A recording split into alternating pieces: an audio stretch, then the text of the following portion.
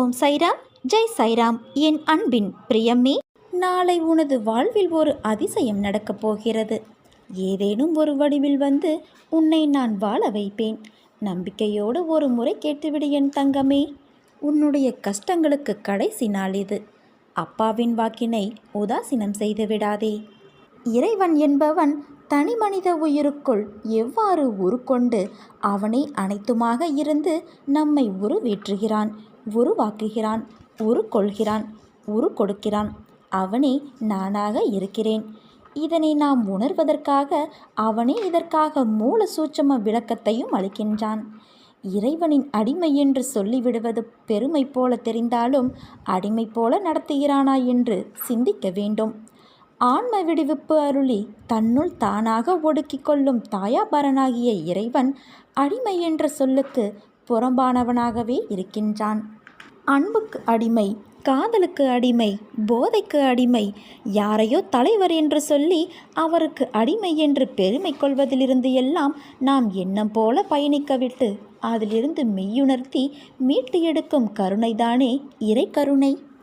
எந்த அடிமை நன்றாக இருக்க வேண்டும் என்று தன்னை தரும், தன்னிடம் இருக்கும் அனைத்தையும் தரும் தலைவன் யார் உள்ளார்? அவன்தானே நம்மை ஆளும் அரசன்.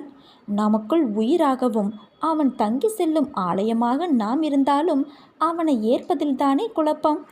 அனைத்திலும் அனைத்துமாக அவன் இருந்து அவனே நம்மினுள் தன்னில் இருந்து தன்னை கொண்டே படைத்து அதற்கு அனைத்துமாகிய தன் தன்மைகளாக விளங்கும் மூவர், தேவர், ரிஷி, சித்தன், புத்தன், பித்தன் முதல் இந்த பிரபஞ்சத்தில் உள்ள பேரண்டம், அண்டம், அதில் உள்ள சூரிய குடும்பம், கோள்கள், அதில் நாம் வாழ்விக்கப்படும் இந்த பூமி, அதில் உள்ள ஓர் அணு ஜீவன் முதல் அனைத்து உயிரினங்களும் நமக்கான பணியை செய்ய பணித்து அதையும் இடையறாது இருத்தி இயக்கி ஒவ்வொரு கணப்பொழுதும் நம்மை கவனித்து நமக்கானதையெல்லாம் பொருத்தி அருளி பணி செய்ய பணிக்கப்பட்டதிலிருந்தும் நம் இருப்பை அனைத்துமாகிய தன்னுள் கொண்டு ஆடும் நாயகன், தலைவன், பெருங்கருணை பேராளன் நம்மை என்ன அடிமையாகவா வைத்திருக்கிறார்?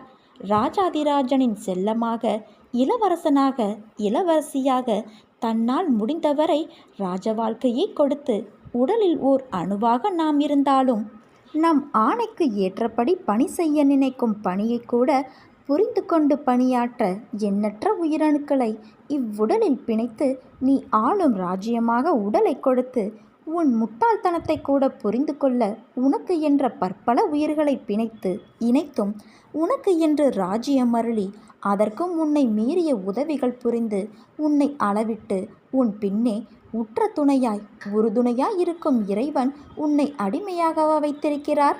அனுபவிக்கும் விதம் அனுபவிக்கும் நமக்கு புரியவில்லை என்பதே விடுவிப்பவனின் அடிமை என்று சொல்லிக்கொள்வதில் வெளிப்பாடு. ராஜாதிராஜனின் தனித்துவமான பேரன்பையும் பெரும் கருணையும் எப்போதும் இடையறாது அனுபவித்து கொண்டே இருக்கும் செல்ல பிள்ளை நாமா இறைவனின் அடிமை? இல்லை, நாமே அவன், அவனே நாம்.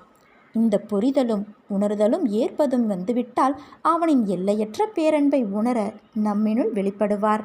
அதுவே பேரானந்தம், பெரும் மகிழ்வு. வார்த்தையால் வர்ணிப்பது என்பது அவரின் ஆற்றலை பெட்டிக்குள் அடக்குவது போலாகும். உணரும்போது அவர் அவர்களுக்கு ஏற்றாற்போல் தன்னை வெளிப்படுத்தி கொண்டு அன்பு செய்வார் நம் சாய் பகவான்.